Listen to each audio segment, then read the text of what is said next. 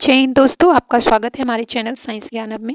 तो आज की वीडियो में हम कुछ विशेष जानने वाले हैं, ठीक है। और ये आज से हम एक नई टॉपिक शुरू करने वाले हैं।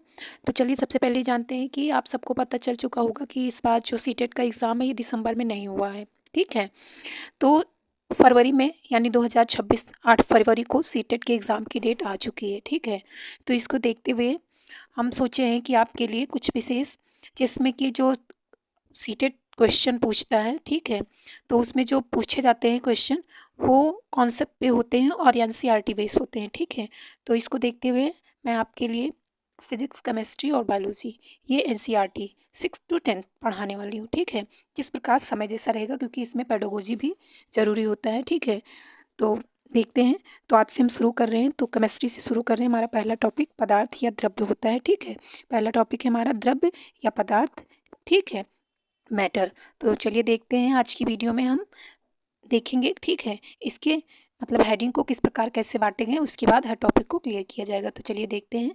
तो पहले हम बात करते हैं पदार्थ या द्रव्य क्या है। देखिए, जैसे आप जहाँ भी रहते हैं, जिस जगह पे रहते हैं, क्या आपने कभी सोचा, ठीक है, कि ये जो हमारे पास वस्तुएं हैं, ठीक है, ये क्या है, किससे बनी है, ठीक है।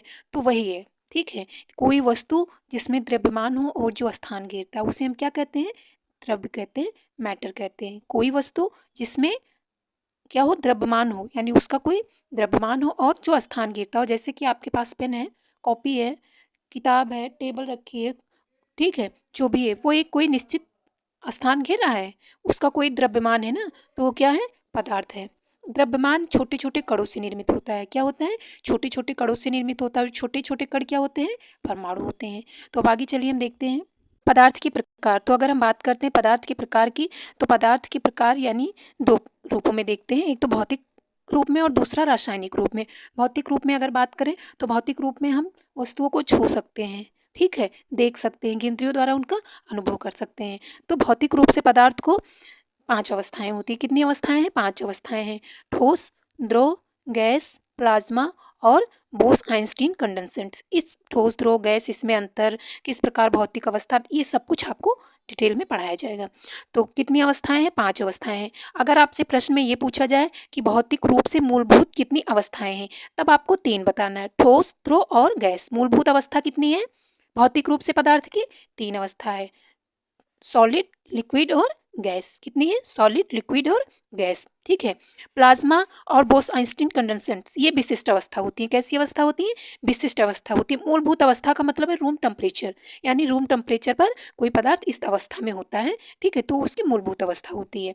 अब हम बात करेंगे, ठीक है, इतना समझ में आ गया। अब हम बात करेंगे रासायनिक रूप से। तो अगर बात करें केमिकली पदार्थ कितने प्रकार के होते हैं, तो केमिकली पदार्थ 2 प्रकार के होते हैं। एक तो प्योर मैटर होता है, दूसरा इम्प्योर मैटर, यानी शुद्ध पदार्थ और अशुद्ध पदार्थ। शुद्ध पदार्थ और अशुद्ध पदार्थ। अब आगे हम देखते हैं कि जो प्योर मैटर होता है उसको कितने भागों में। तो जो प्योर मैटर है वो भी 2 भागों में डिवाइड है। पहला है तत्व यानी एलिमेंट और दूसरा है यौगिक जिसे कंपाउंड। तत्व और यौगिक, एलिमेंट और कंपाउंड। तो तत्व को बात करें तो तत्व भी कितने भागों में, 3 भागों में। तत्व का अध्ययन हम 3 भागों में करते हैं।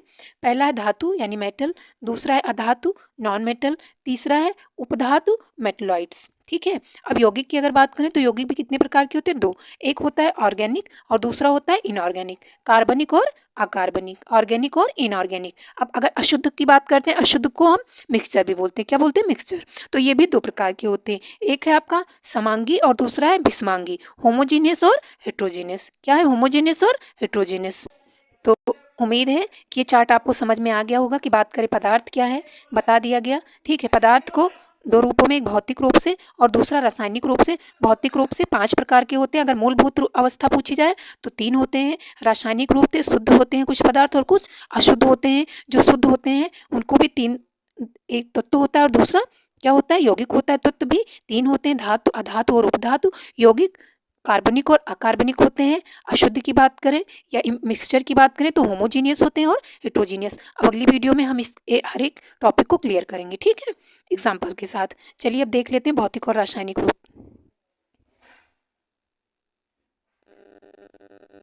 तो जब हम बात करते हैं भौतिक रूप से, ठीक है, यानी भौतिक परिवर्तन क्या होता है, तो जब किसी भी पदार्थ का या वस्तु या चीज की जब भौतिक परिवर्तन होता है तो अवस्था में परिवर्तन हो जाता है। क्या होता है? उनकी अवस्था में परिवर्तन हो जाता है। नया पदार्थ नहीं बन सकता है। भौतिक परिवर्तन में नया पदार्थ नहीं बनता है और ये रिवर्सिबल प्रोसेस होती है। रिवर्सिबल मत उत्क्रमणीय, ठीक है? मतलब ये होता है कि जिस अवस्था में है, ठीक है, रिवर्सिबल का मतलब क्या होता है? ये रिवर्सिबल होते हैं। तो इसका मतलब है जिस अवस्था में है फिर दूसरी अवस्था में आ गए और फिर दूसरी अवस्था से पहली अवस्था में आ गए, तो कैसा होता है? उत्क्रमणीय होता है। जैसे कि आप बात करें पानी, पानी है, पानी से क्या बना? बर्फ बना, बर्फ से फिर पानी बन सकता है, पानी से बर्फ बन सकता है, तो ये कैसा है?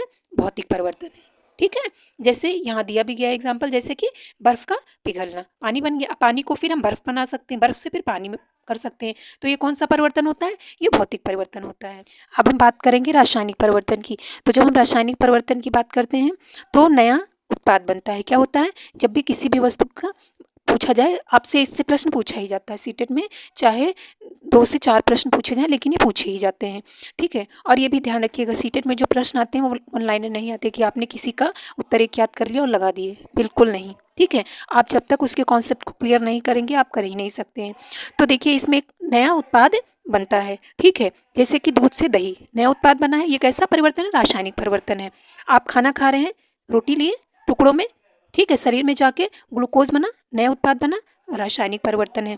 ये अनुत्क्रमणीय होता है, इरिवर्सिबल प्रोसेस होता है, ठीक है। तो इसमें क्या होता है कि मतलब देखिए जैसे आपने दूध से दही बना लिया, दही से दूध नहीं बना सकते हैं, ठीक है। यानी एक अवस्था से दूसरी अवस्था में अगर कोई पदार्थ बन गया तो वो पहले की अवस्था में नहीं आ सकता है, रासायनिक परिवर्तन। जैसे कि लकड़ी जल गई, लकड़ी का जलना क्या होता है? रासायनिक परिवर्तन है, लेकिन राख से फिर आप लकड़ी नहीं बना सकते हैं। ऐसे भोजन का पाचन भी है, प्रकाश संश्लेषण भी एक रासायनिक परिवर्तन है, लोहे में जंग लगना, ये क्या है? रासायनिक परिवर्तन है, ठीक है। तो उम्मीद है कि आपको समझ में आ गया होगा। देखिए यहाँ पे एग्जाम्पल दिया मोमबत्ती का जलना। अगर हम बात करते हैं मोमबत्ती का जलना, तो मोमबत्ती का जलना, अगर मोमबत्ती का जलना है तो इसमें दोनों आ सकते हैं, भौतिक परिवर्तन भी, रासायनिक परिवर्तन। जैसे आप बात करें कि उसके अंदर जो धागे होते हैं मोमबत्ती के, उसको तो हम रासायनिक परिवर्तन कहेंगे, ठीक है। लेकिन मोम आपने लगाया होगा तो देखा होगा कि वो मोम सुबह आपको मिल जाता है, तो ये भौतिक परिवर्तन है, ठीक है। तो आंसर में अगर दोनों दिया है तो आप दोनों सही करिएगा, अगर दोनों नहीं है एक है तो आपको वहाँ पे रासायनिक परिवर्तन करना है, क्योंकि जब मोमबत्ती जलती है तो मोम की कुछ मात्रा भी चली जाती है, उतनी मात्रा को भी हम नहीं पाते हैं, ठीक है। और उसके बाद वो धागा तो रहता ही नहीं है, ठीक है, जो कॉटन रहता है। तो इस प्रकार उम्मीद है कि आपको समझ में आया होगा। अगली वीडियो में हम जो भी टॉपिक पढ़ाए हैं, ये जो धातु का है, इसको और क्लियर करेंगे, ठीक है। तो मिलते हैं अगली वीडियो में एक नए टॉपिक के साथ। वीडियो को लाइक करिए, चैनल को सब्सक्राइब करिए। धन्यवाद।